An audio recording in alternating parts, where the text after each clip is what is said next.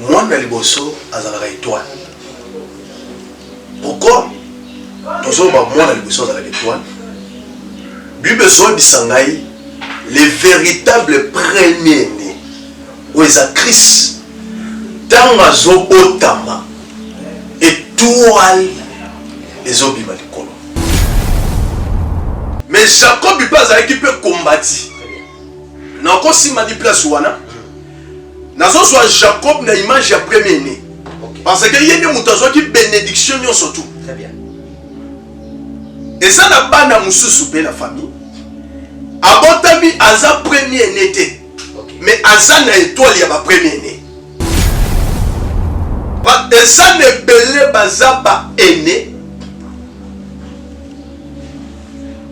Mais spiritualité boyé baza ba aîné té. Ebele ba botola bango mabala. Asa mosa liboso mais na kata libala za na kinate.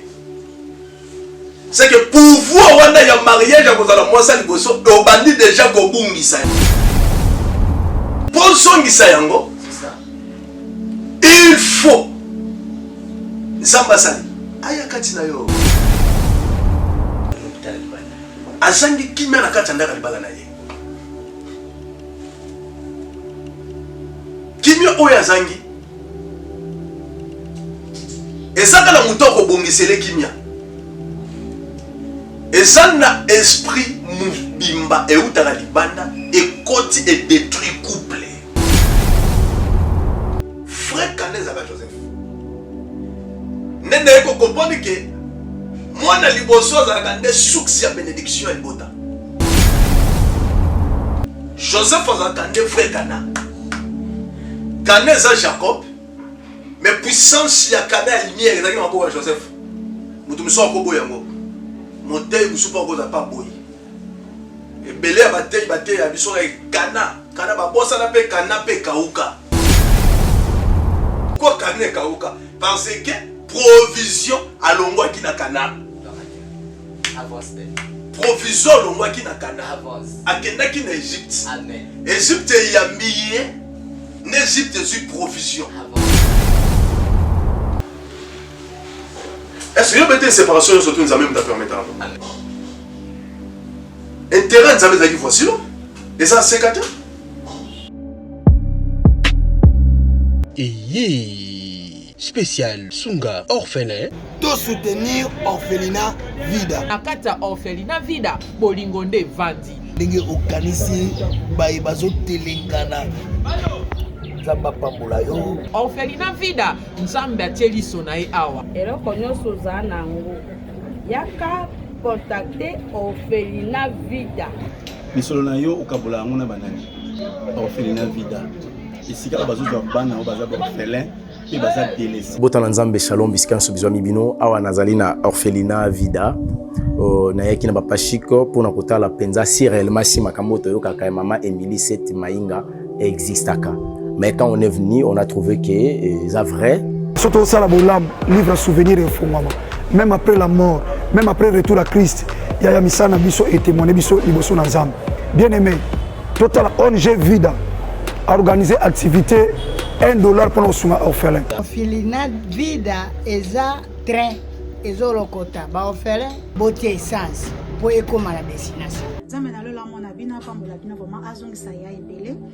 Na onyo so bosalaki lelo to yisuna lisolo mosusu kosenga na bino ke tozweli bana esika ya monene tozweli bana esika ya kitoko tozofutela yango chaque mois bana na biso fo balia bana na biso fo bakende classe bana na biso fo balata bana na biso fo baza propre nasepelaka na donner oyo bango bayoka mbongo na nzambe et puis basalaka nzambe asengi parce que c'est eloko nzambe asengi na yebisaki nzambe tu m'as donné cette vision.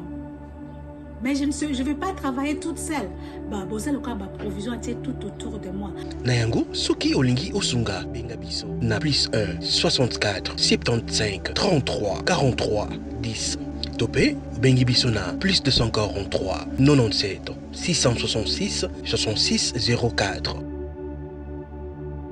Shalom, c'est prophète Moïse Makoma, ministère Ozana. Mingi baloba qui était Seigneur Jésus qui sa sala kalisusu te nenge abanda ki ko sala kala. Yango ngai pe na ebisa ki ba oyo ba tambola partout, ba luka ba délivrance, ba matana ba via ba kenda partout, ba délivrance simbate boya et pas na Seigneur Jésus qui sende boko bika. Ba tuana pe ba yaki pe ba leki ba délivrance ba biki bino moko bo tala ba témoignage. Nga frère na bino na kati ya Irlande nazali na ba blocage ba porte tout ezaki fermé mais depuis na leki na délivrance na papa Moïse makambu tout efongwami na sombi dendaki ba pasi na nzoto esili changement ebele salami na ba aspect nyonso nzamba ozana azosala. Shalom shalom peuple de Dieu nga mama Jeannette en tout cas na belaki tension makasi na yokota na YouTube na kotani na Ozana pasteur Moïse abondel pona bandeko les mêmes jours na keipa docteur nanga atalinga tension esili bilonyo zibanda sanga palpitation esili. Shalom peuple de Dieu, shalom mama Clémence na Paris na yiko témoigner moni na nzamba Ozana wa sai na bomo nanga nazali na problème ya mwana bane koloba te na bane kokende na orthophoniste donc badéclaraki mwana comme handicapé aloba te na etango baye kolakisa papa Moïse alekisi mwana délivrance lelo mwana nanga komoloba naye kotémoigner moni na nzambe ya bikamwa oyo asali na bomo na ngai nazali na problème ya mokanda to repose nazwaka barégi na baraison moko ezata na sens te lelo nakomi mwasi esengo nazwi mokanda nazwi mpe mosala donc yango naye témoigner moni na nzambe ya Ozana azali na bomo nanga tokanga na nzambe nalobaki déjà awa ezali terminus bosabone na papa Moïse prophète TV na YouTube nazozela bino na moto.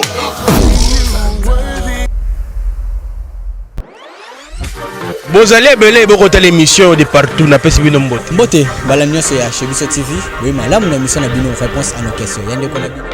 Na pesi moyini nanga mbote, moyini bonjour, moyini nanga bonsoir.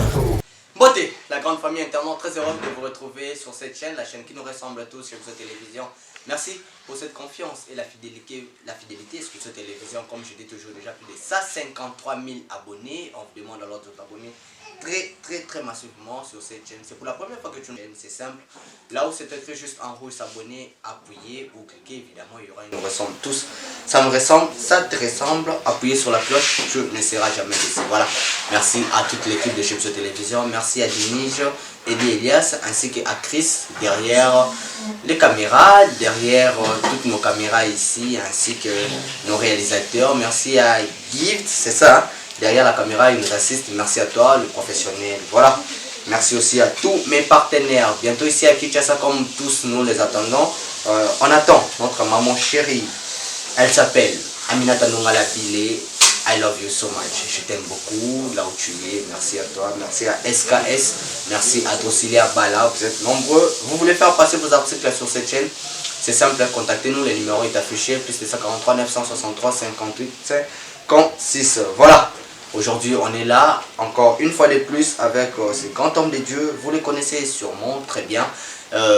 C'est le prophète Pachi Bomolo, l'homme à la puissance, l'homme intègre, la puissance dans le silence. Le prophète Pachi Bomolo, quand il parle, c'est ce qu'il a à dire. Quand il sort dans les médias, c'est que Dieu l'a envoyé pour édifier le peuple de Dieu. Vous le savez tous que la dernière émission, c'était juste par rapport à un nouveau-né. On a eu à parler sur le nouveau-né. Alors on va continuer ça parce que c'est là qui doit continuer en gros. À propos de nouveau-né, on va continuer cette.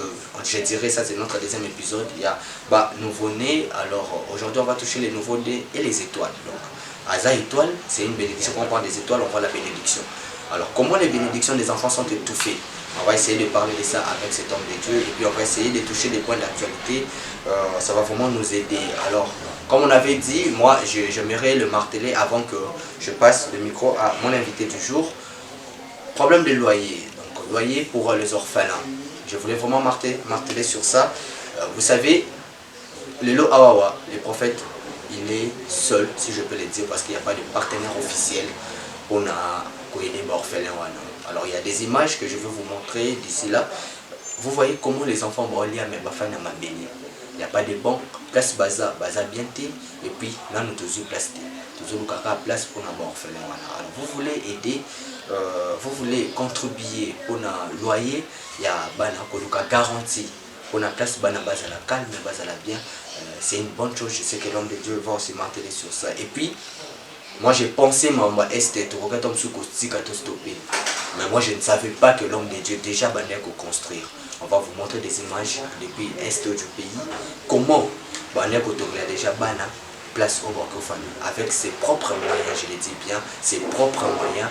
Et lui, il a essayé de le faire. Alors on va essayer de parler de tout ça avec l'homme de Dieu, le prophète Pachi Bomoni. Prophète, je vous dis bonjour. Oui, bonjour, Bumba. Bonne santé. Balagas le Dienza Mazobati. Amen. Waouh, Boni et Tonga Nzambe. Non, et Tonga Nzambe za kimia, ok, motambu sinangweza ga Yesu et bande konyo surtout baza nangolo Nzambe. Voilà, tento bande mission na biso kuma biso na prière to kota na ben. Mon centre na Israël, merci na moment opesi biso tika ete grâce pe faveur na yo ezali ko na biso na kombo na Yesu. Amen. Amen. Voilà, merci beaucoup. Alors je dirais merci à l'assistant personnel, l'assistant principal de notre gouverneur Gentine Mobilambaka, Lévi Paye, le frère. Merci à toi d'être toujours là pour nous assister. Merci aussi à Miss Lo Boutique. Merci à Franco Mamba, le futur de Kitambo. Lévi Paye, le futur de Bandal. Donc merci Nabino, on est derrière vous. Merci à Yade Onko, ce soif de servir les autres. Sans oublier à Trésor, vous les banquiers. Et mes vues félicitations à Ferrand Vouvou pour le nouveau marié. Ferrand Vouvou depuis la France. Voilà, l'homme de Dieu, Obiké. Je vous dis d'abord félicitations. Merci.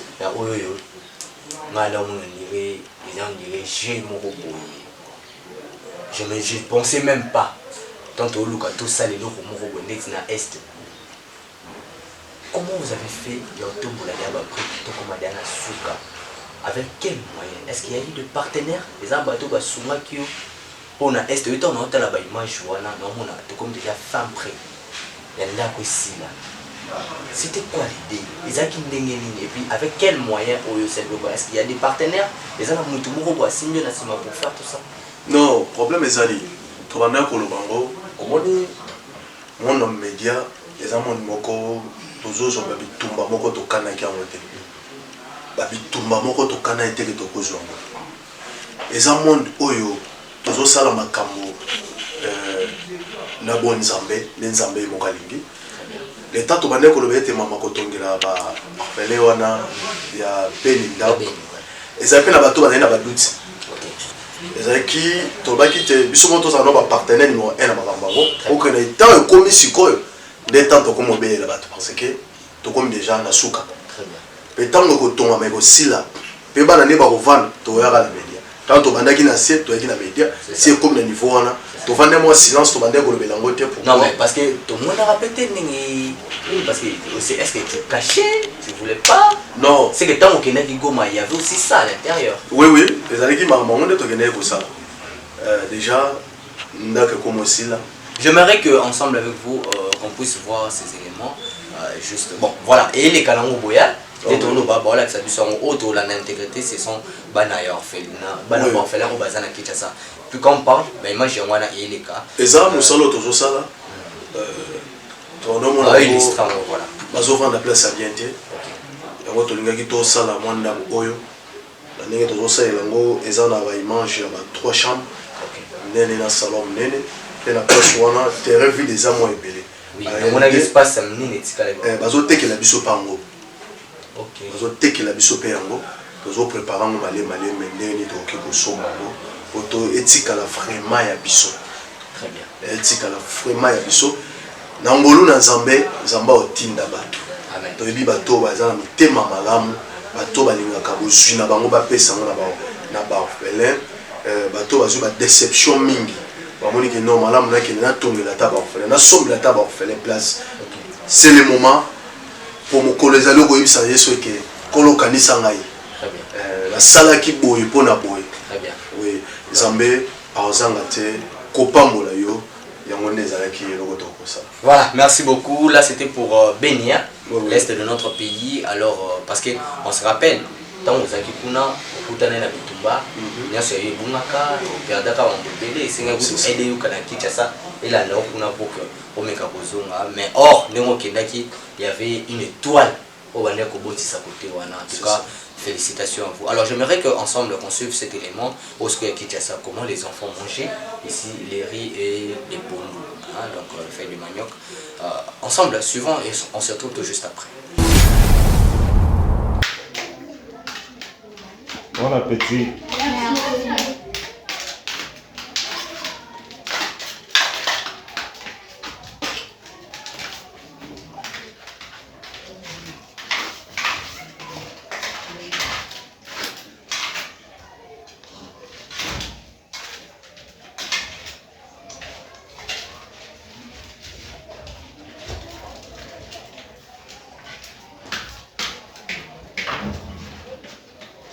Viens prendre. Yaouzwa.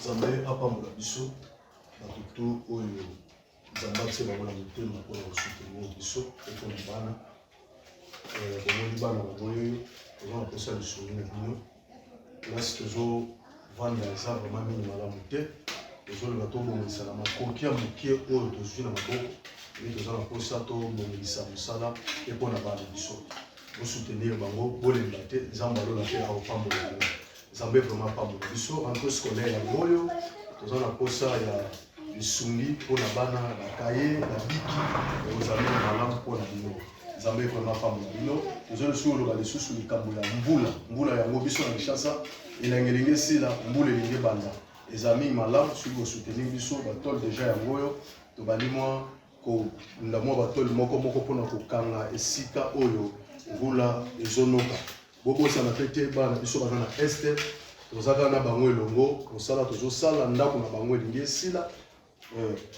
moke na yo oyo oza nango okoki kosoutenir mpe mpona bana oyo baza na este peut-être exemple ya pambola mama moko azokanisa rentrée scolaire mpona bana oyo que Dieu vous bénisse. Ciao.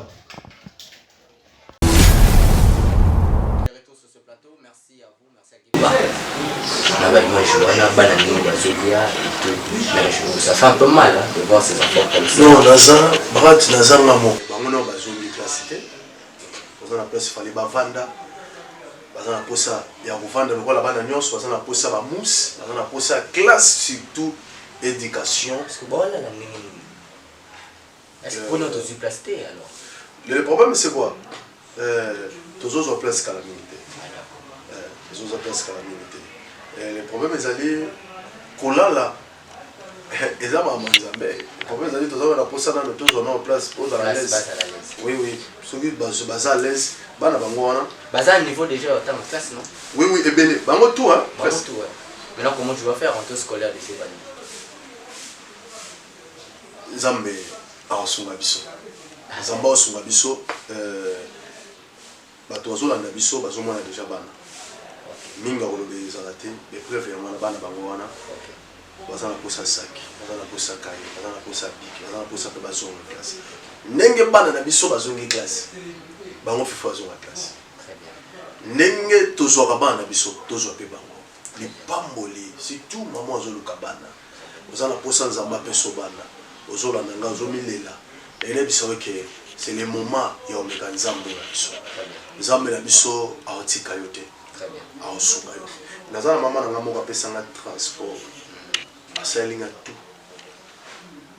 abi papa okende este naise mama nazokende nakomi mama contribua nabosani ete même mbongo mais eza makambo nzambe osala eza makambo nzambe osala bamosusu tokolo bango te publicité totika nzambe moko asala mais nzambe aokanisa yo mama ozolanda ngai soki osungi bana oyo osungi bango na motema na yo moko ya kobeta lisolo mpe ya moto te nzambe na biso azanga te kokanisa.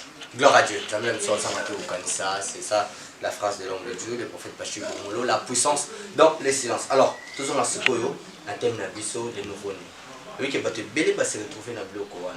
On a eu l'autre fois de parler, on avait un peu touché votre témoignage. Il y a eu comment tu t'es humilié même dans ta propre famille. Parce que tu es l'aîné de la famille, alors tu n'avais pas assez de moyens et comment qu'on rabaissait au balai qui vous on a eu à voir même dans vos commentaires, même nous on a souffert de ça. Maintenant aujourd'hui on va parler de ça, aussi moi ce qu'on a contexte c'est étoiles. Les enfants, les premiers-nés sont des étoiles. Les premiers-nés sont une étoile, c'est une bénédiction. Alors j'aimerais que l'homme de Dieu édifie Bissou pour la énième fois, pour me ça d'ailleurs pour édifier Bissou dans le Nzambe sur le premier-né toujours, mais le contexte c'est étoile. Naina bisayo eloko moko Brad mwana liboso azalaka étoile. Pourquoi toujours mwana liboso azalaka étoile? Bible ezobisa ngai les véritables premiers-nés oyo eza Christ ntango azobotama étoile ezobima likolo. Mais pour comprendre que azalaka première force, brad, moi na liboso azali première force na yo. Amen. Diable a permettre te première force na yo à mon abonné. Gloire à Dieu. Yango soko kei na ba histoire ya bana liboso tout na famille. Abana ko betolo ka kazalaki kombati. Gloire à Dieu. Même ma maladie. Vinaye, o remarqué ça ba tout sous kutu, moi na liboso abimi, biso na ba mongo to benga ngwa lekani pe.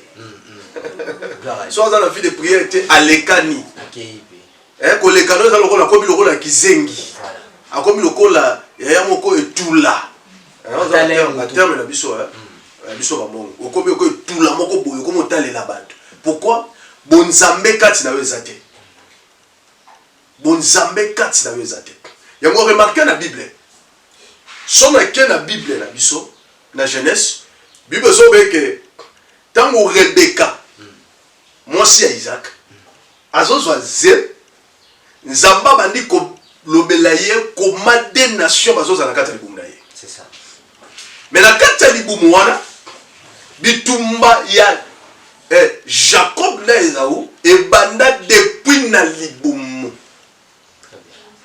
Depuis na kati ya libumu banda déjà kowelela.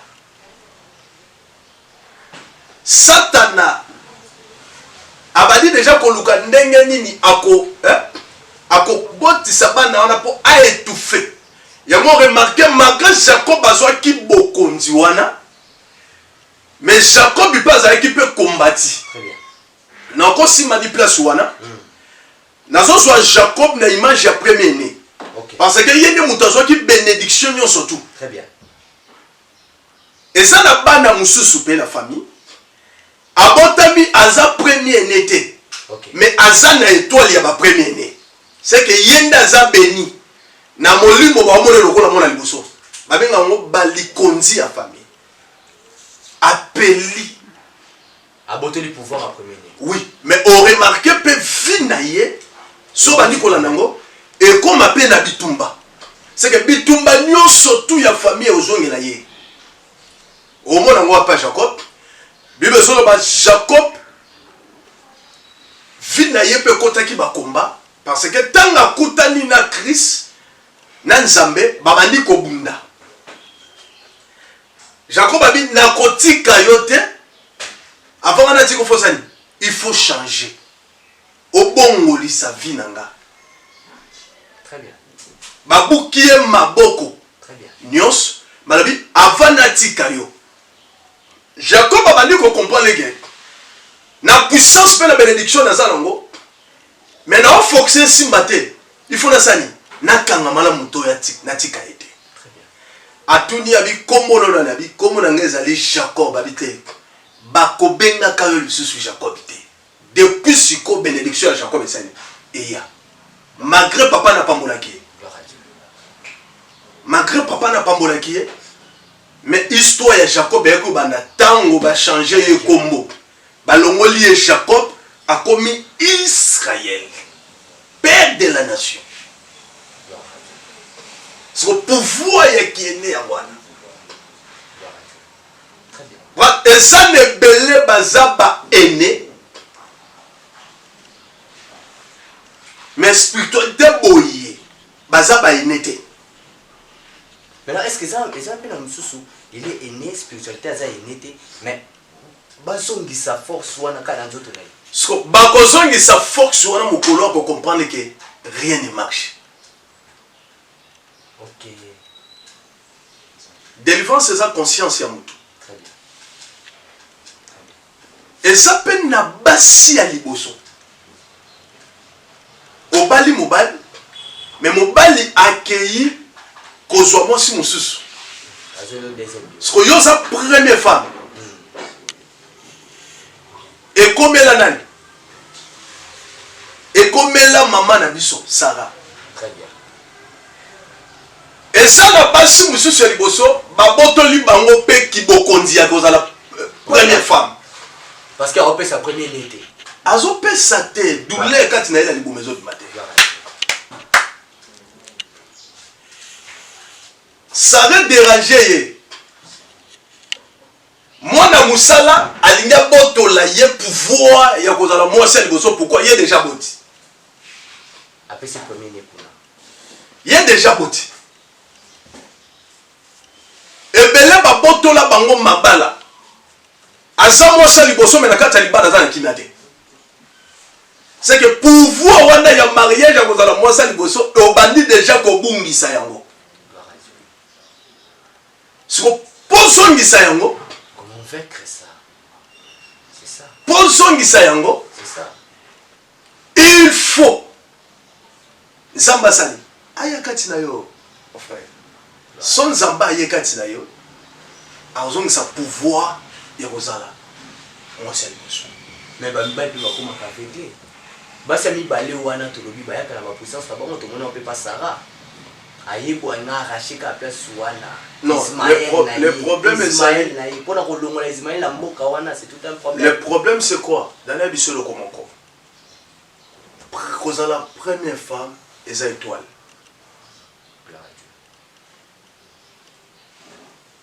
Première femme. Moi si à mon tour. Les étoiles. Brat. Et ça n'a pas si belé baza kitoko. Mais bazo sont ngolou anate. Chance c'est à l'étoile. Amen. Mais étoile n'est pas la combattre. Étoile va simbagaye. Babundi sagaye mais bakoi sagaye. Le problème est ce qu'on doit comprendre que naza étoile, naza ennemi. Et les deux autres ezaka kobota maman na libosote. Na kati ya mabala. Ngande nazali. Sikoyo pour comprendre toi wana koti que toi wana était pakate. Mais garder à mon avis de prière. Pour garder place. Et ça n'a pas été belé, toi si ma place wana. Très bien. Bazangi esengo na mariage. Maza moi si amu. O bazangi na kachanda. Na mobala ko mopitala libana. Azangi kimya na kachanda ka libala na ye. Kimya oya azangi. Ezaka la mutoko bongisele kimya. Ezana esprit mubimba e utaka libanda et koti et détruit couple. Ezana ba terme moko zo bima, il faut to boyango. Ba terme ni. Ya ba divorce.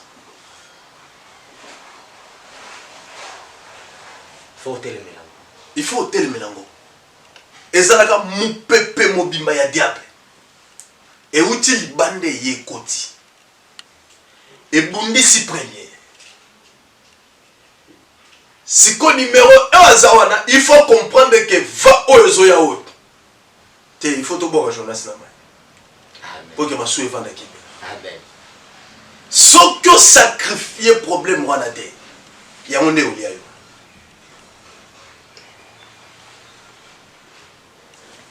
te ko so sous premier néwa Bible solo dans Genèse chapitre 36 à 37 premier né il y a Jacob baptisé Joseph bana Jacob ba commis Joseph kaka ba continuer ba wana te ba bandika na yi ba suki Joseph azaka étoile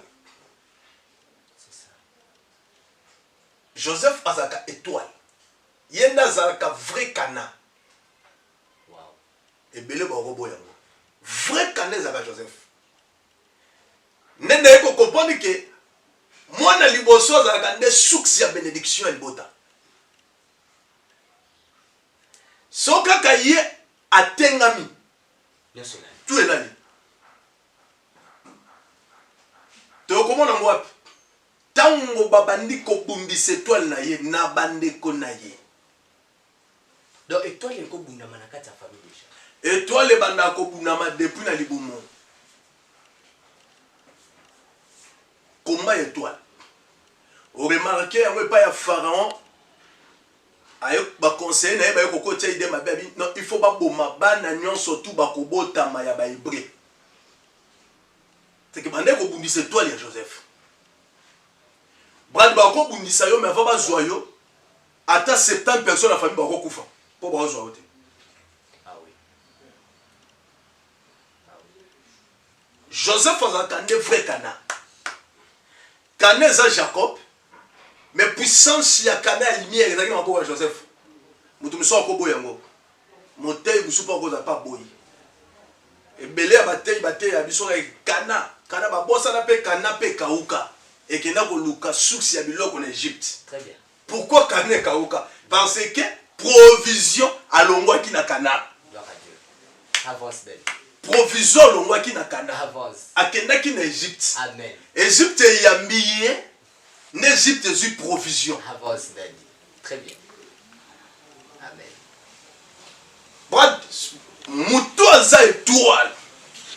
Aza ene soki babundisi ye eza lokola bokabi bénédiction libota mobimba place boyamba ye bozanga te yango remarqué na sima ya Joseph kane kauki kane zui sécheresse mais bato bauti kana baye koluka provision ya kolia na Égypte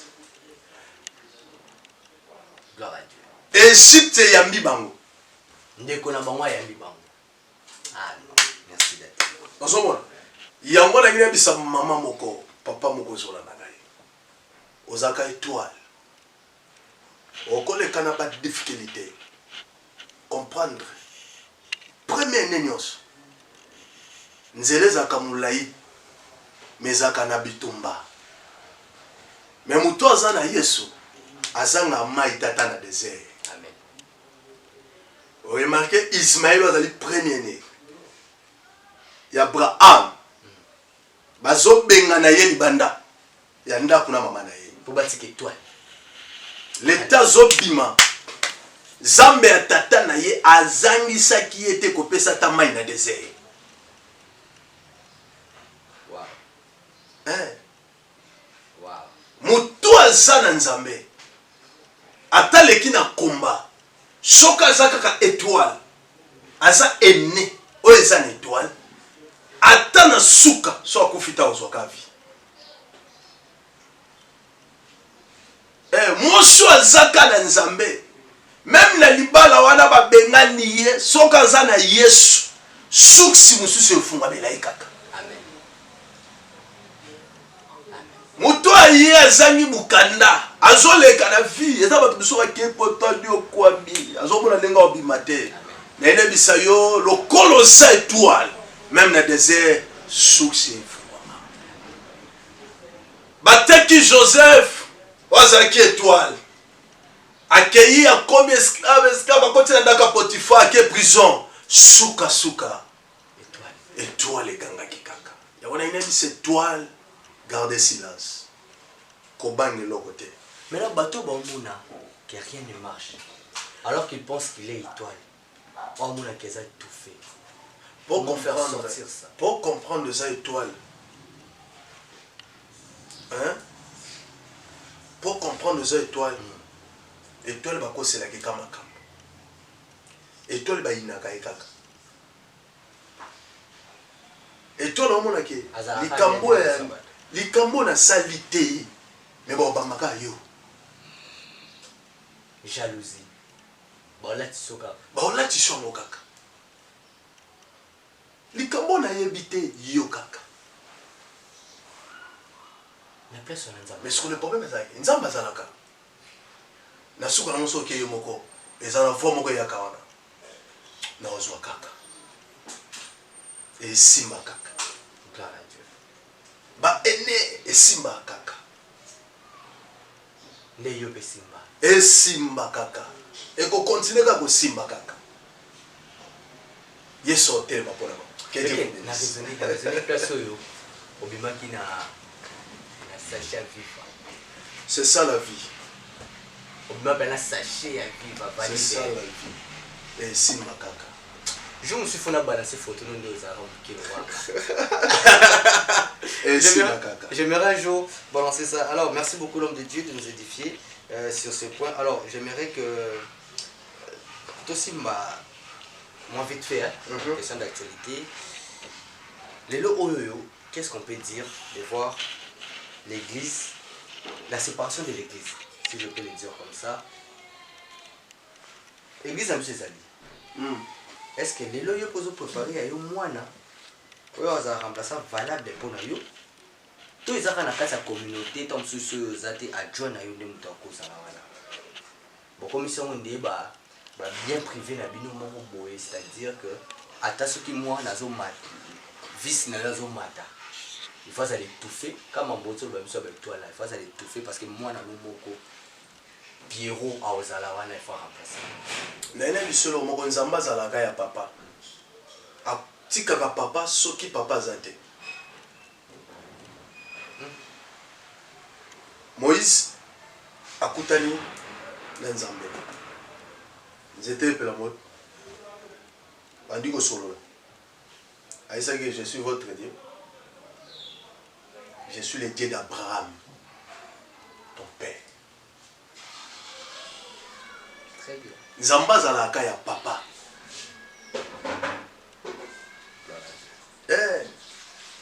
Zamba zalaka ya papa. Ata mabele.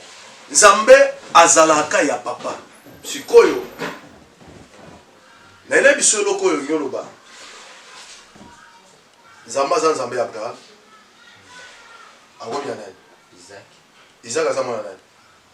Abraham. Alongo ya Isaac agobi nani? Jacob azamona nani? Isaac. Sikoyo ngilo.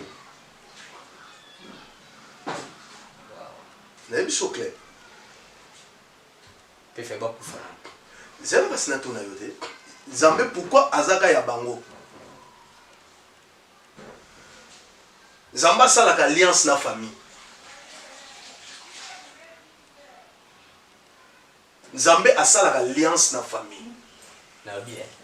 Nazo, on a se répondre à une question lobby. Comme sur la question. Ah oui. Ba dossier ya mapango ko maji ba kombo. Dossier ya mapango ni changer ko parce que ezaki ya ngai nganga to wana. Aseka kalembele ça. Aseka kalembele yo bete le pas maneza ka voici là. Ezaya communauté. Bolongo lié na aseka mais boboto lié le pango na été. Bolken église na bino. Mais le pango za ya ye. Eza ba bien ya mutu. A livrer yango apesa ngo na nzambe. Na nzambe ni nzambo ye moko avaki wana azo salela. Parce que tango bolingi non landa na bisa intérêt zate. La personne intérêt zate. Le pango na eza lokola yo pesi le pango na église. Zela. Par exemple, zela. Nazana bana na kati église.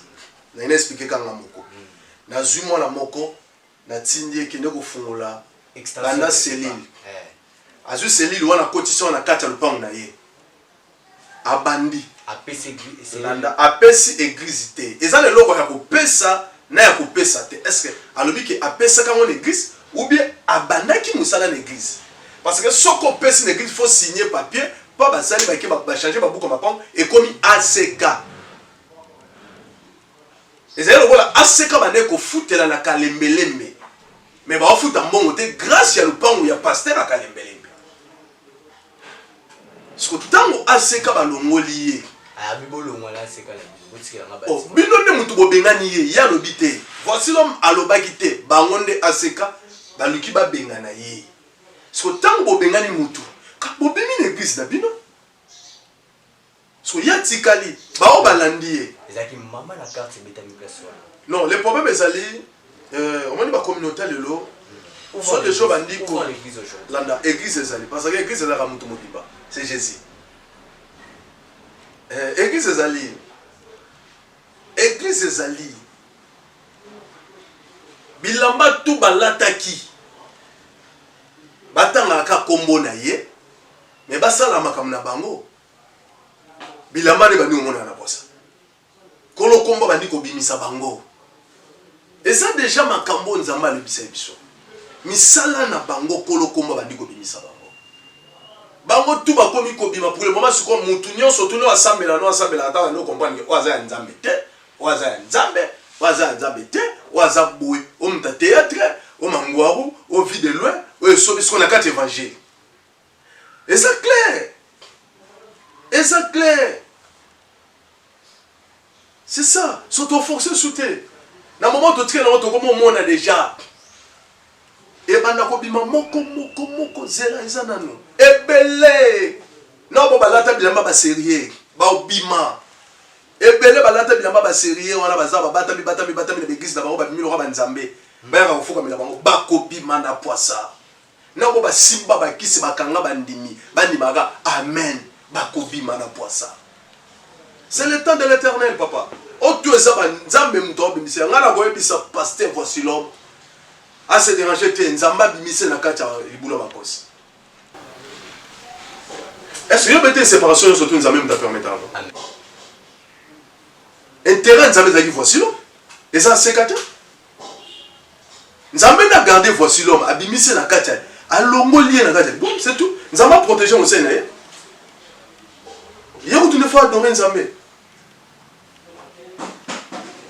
oh papa on a un groupe il y a réunion à Bako misaka moko batiki ya réunion bako continue nango théâtre ensemble na kati de l'église oh papa tika aye na kati église pétage bana TikTok pétage yako on a l'homme de Dieu les prophètes de la nation Vieden ok pétage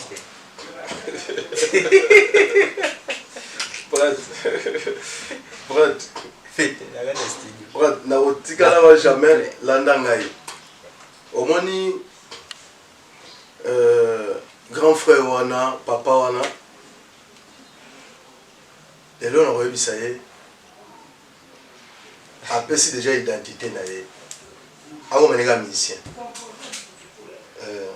on évangile en mboka otike so longa te eloko eza pas vieux ça fait de comprendre déjà qu'il naza l'évangile ici mi nango te nga komi porte parole afali et moi dans nga ba fali et moi qui porte parole il y a héritier et moi qui porte parole et moi bimisier ah et moi bien na longo nga ah ça musala moko ko ba sankara ba musaka ba kisinjo il y a pas coach na kata musala wana ah tout so ye mo monte que baza ba porte parole peut ba sala ba nzemo il y a pas ça il y a nzemo na ye beta na papa est-ce que komona na ba kobenga ye serviteur de Dieu te benga ye porte-parole il a fallu kaba sala musama na ba ken pia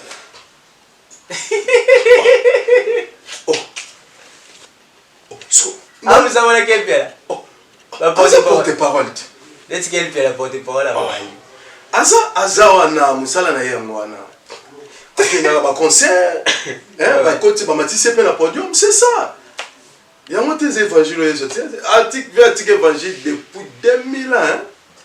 Wala déjà tikaka na ye depuis temps wana déjà tikaka oyo to etikali yango eza nango asali mosala mosusu mais bayebeleka na ndenge aki paster bapaster base beyebi ne boyambaka bapaster te ya pete nani bango to baza na bakomobabenilese kliko wana mosala na bango yango wana bango baza na mosala bango da bandima na bango mosala so ye nda ye korejoindre bango bakobakisama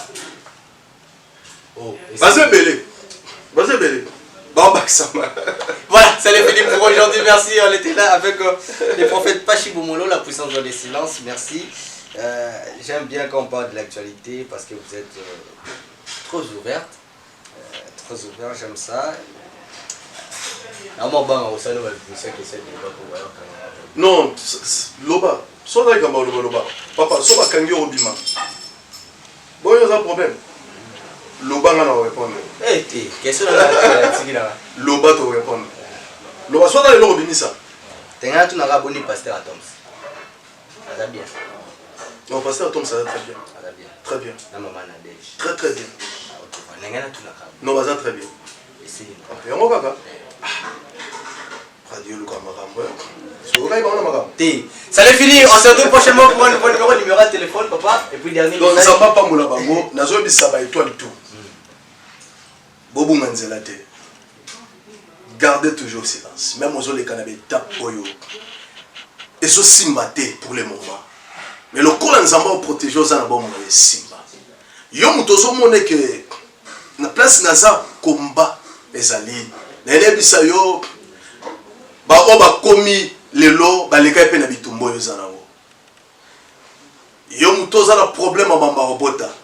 Na nebisa yo Anna abotaki. Sarah abotaki. Rebecca abotaki. Zambele Dina Bala abotaki. Merci. Numéro de téléphone à plus 243 89 227 44 47 plus 243 89 227 44 47. Que Dieu vous bénisse. Tous un problème la biso zali. Orphelin bango ana aider bango. Nzambe la biso pas. Voilà, merci beaucoup. Ça n'est fini pour aujourd'hui. Alors, moi je vous laisse avec ces images. On va voir la maison de l'Est à Béni et ainsi comment les enfants ici à Kinshasa mangeaient. Au prophète à Koutané, on peut savoir. Contactez le prophète et là, si vous voulez contribuer pour la garantie, parce que c'est vrai, tout le monde oui, les alliés, mais là, le combien à niveau où tu te poses.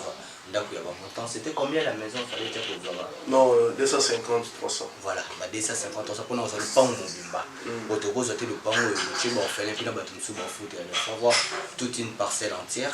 Alors, toute une parcelle entière, c'est déjà dans les 250, 250, 300 pour moi. Ma garantie, déjà, c'est dans les 9 plus 1. Donc, presque 10 mois déjà des arabes pour nous pouvoir. Oui, votre contribution nous fera énormément de bien. Le numéro des prophètes est là. Tant que vous avez contactez-nous, tous en facilité aux alana prophète directement. Appelez l'homme de Dieu. Si vous avez été qu'il a un message, il va vous appeler dès qu'il sera libre pour Azana va prière, Azana va modéler à Salaka. Je sais que vous ne serez jamais déçus. Et si vous avez aussi des prières, parce que ça va nous soutenir qui contribuer caca, tant que vous en avez pas cité, vous avez un problème. Tu appelles juste, non, moi je voulais juste contribuer pour les orphelins.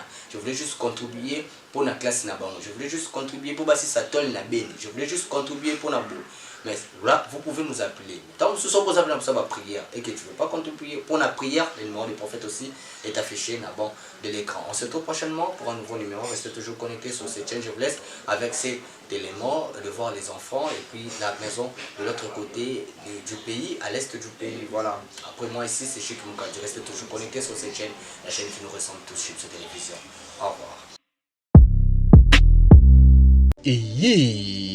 Spécial Sunga orphelin. De soutenir orphelinat Vida. Akata orphelinat Vida. Bolingonde Vandi. Ndenge okanisi bazo telengana. Nzamba pambola yo. Orphelinat Vida. Nzambe atieli sonae awa. Eloko nyonso za nango. Yaka contacter Orphelinat Vida. misolo na yo okabola yango na banani Orphelinat Vida esika bazozwa bana oyo baza baorphelin mpe baza délaissé. Botana nzambe shalom bisika nyonso bizwa mibino awa nazali na Orphelinat Vida nayaki na bapashiko mpona kotala mpenza si réellement si makambo toyokaka ya mama Émilie Seti Mainga existaka. Mais quand on est venu, on a trouvé que c'est vrai. Surtout ça, la livre souvenir et fondement. Même après la mort, même après le retour à Christ, il y a Misana Bisso et témoigné Bisso Liboso Nazam. Bien aimé, Total ONG Vida a organisé activité $1 pour nos orphelins. Orphelinat Vida eza train ezolokota ba orphelin botie essence pour ekoma la destination. Nzambe na lola mona bina pambola bina vraiment azongisa ya ebele. Vraiment na oyo nyonso bosalaki. Lelo toyesu na lisolo mosusu kosenga na bino ke tozweli bana esika ya monene. Tozweli bana esika ya kitoko. Tozofutela yango chaque mois. Bana na biso fo balia, bana na biso fo bakende classe, bana na biso fo balata, bana na biso fo baza propre. Nasepelaka na donner oyo bango bayoka mbongo na nzambe et puis basalaka nzambe asengi parce que c'est eloko nzambe asengi na yebisaki nzambe tu m'as donné cette vision mais je ne vais pas travailler toute seule ba bosaloka ba provision atie tout autour de moi na yango soki olingi osunga benga biso na plus 1 64 75 33 43 10 topé bengi biso na plus 243 97 666 66 04. Shalom, c'est prophète Moïse Makoma, ministère Ozana. Mingi baloba qui était Seigneur Jésus qui sa sala kalisusu te nenge abanda ki ko sala kala. Yango ngai pe na ebisa ki ba oyo ba tambola partout, ba luka ba délivrance, ba matana ba via ba kenda partout, ba délivrance simbate boya et pas na Seigneur Jésus qui sende bokobika. Ba tuana pe ba yaki pe ba leki ba délivrance ba biki bino moko bo tala ba témoignage. Frère na bino na kati ya Irlande nazali na blocage ba porte tout ezalaki fermé mais depuis naleki na délivrance na papa Moïse makambo tout efongwami nasombi dendaki bapasi na nzoto esili changement ebele esalami na baaspect nyonso nzambe ozana azosala. Shalom shalom peuple de Dieu nga mama Jeannette en tout cas nabelaki tension makasi nayokota na YouTube nakotani na Ozana pasteur Moïse abondeli mpo na bandeko le même jour nakei pa docteur nanga atalinga tension nyonso esili bilo nyonso bandasalanga palpitation esili. Shalom peuple de Dieu, shalom mama Clémence na Paris naye kotémoigner monene na nzambe Ozana oyo asali na bomoi nanga nazali na problème ya mwana bande koloba te na bande kokende na orthophoniste donc badéclaraki mwana comme handicapé ya koloba te na etango baye kolakisa papa Moïse alekisi mwana délivrance lelo mwana nanga komoloba naye kotémoigner monene na nzambe ya bikamwa oyo asali na bomoi na ngai nazali na problème ya mokanda to akeprese nazwaka barigi na baraison moko eza ta na sens te lelo nakomi mwasi esengo nazwi mokanda nazwi mpe mosala donc yango naye témoigner monene na nzambe ya Ozana asali na bomoi nanga tokanga na nzambe oyo nalobaki deja awa ezali terminus bosabone na papa Moïse Prophète TV na YouTube nazozela bino na moto.